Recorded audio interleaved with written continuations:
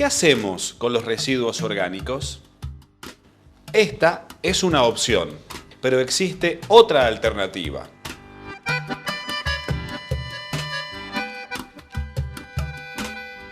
El compost o abono orgánico se usa en la agricultura y jardinería como fertilizante para el suelo, aunque también se usa en paisajismo, control de la erosión, recubrimientos y recuperación de suelos. Hoy vamos a conocer cómo es el proceso de producción del compost.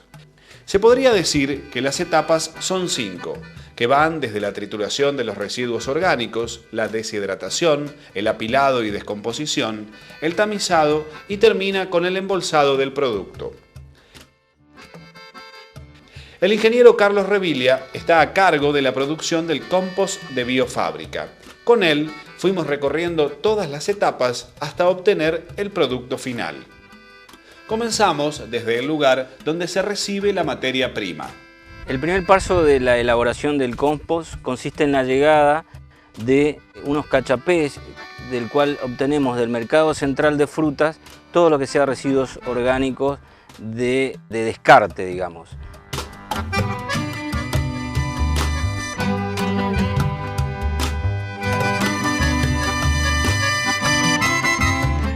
La llegada de los materiales a esta tolva varía de acuerdo a la temporada y principalmente varía en cuanto a los tipos de residuos. Es decir, básicamente acá se procesan materiales de frutas y verduras. Luego que los residuos son triturados, se depositan en lugares para que comiencen a perder la humedad. Los tiempos no son siempre iguales, ya que, por ejemplo, la cebolla, como el tomate, contienen más líquido que las hortalizas de hojas, por lo tanto, demoran más en perder la humedad.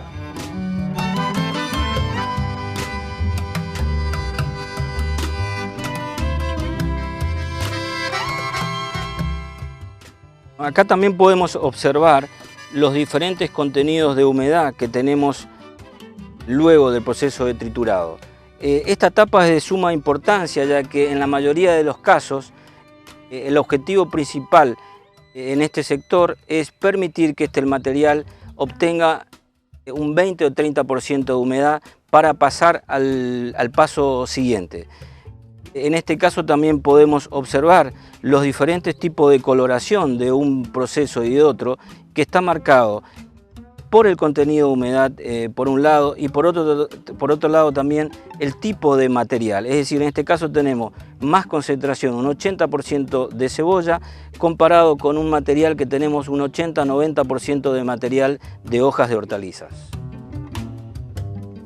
Recorriendo el lugar nos dimos cuenta que a pesar de haber gran cantidad de residuos orgánicos, no había mal olor. Y nos explicó que eso demuestra que el proceso está siendo bien realizado. El mal olor solo aparece cuando no se trabajan bien los materiales.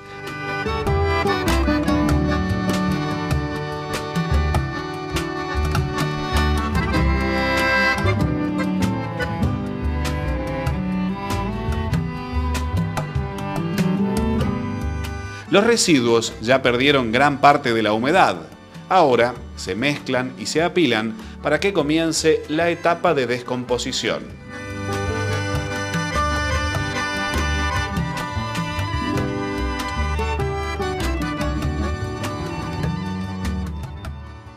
Comienza un proceso de descomposición de los materiales donde los microorganismos juegan un papel sumamente importante.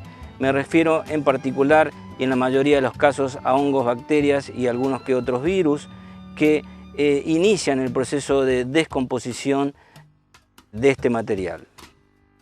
El ingeniero Revilia nos contaba que los primeros microorganismos que comienzan a descomponer el material se llaman mesófilos y provocan un aumento de la temperatura de pila de residuos entre los 10 y los 40 grados centígrados. Después actúan los llamados termófilos, que alcanzan temperaturas de hasta 80 grados centígrados. Esto provoca la liberación de vapor y dióxido de carbono, que también cumplen su función.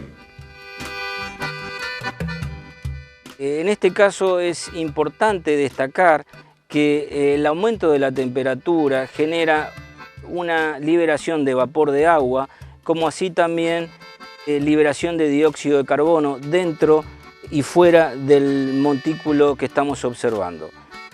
La emanación de este dióxido de carbono también cumple un papel importante, ya que funciona como controlador de las larvas de posibles insectos que pueden de alguna forma contaminar o provocar algún tipo de cambio en el producto final. Si vemos a los trabajadores, se protegen con guantes y barbijos para no contraer infecciones de ningún tipo.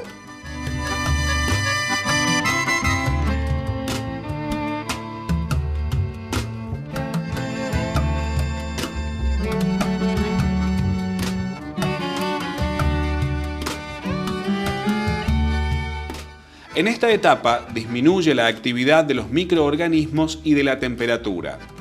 Se deja airear para que termine de perder la humedad y finalmente el material está listo para tamizar. Como última etapa, luego de la distribución, como vimos en el terreno anteriormente, podemos observar que el material prácticamente ya ha perdido un 95 a un 98% de humedad. Luego lo que dejamos acá es unos días más, que pueden ser 2 o 3 días, para lograr un porcentaje estimado de un 99 a un 100% de humedad previo al tamizado. En este caso es fácilmente observable que si bien las partes centrales pueden tener algún porcentaje mínimo de humedad, pero estaríamos en condiciones de pasar a la etapa final o posterior, que es el tamizado previo al embolsado de los mismos. El proceso de producción del compost finaliza obteniendo un producto limpio y de excelente calidad.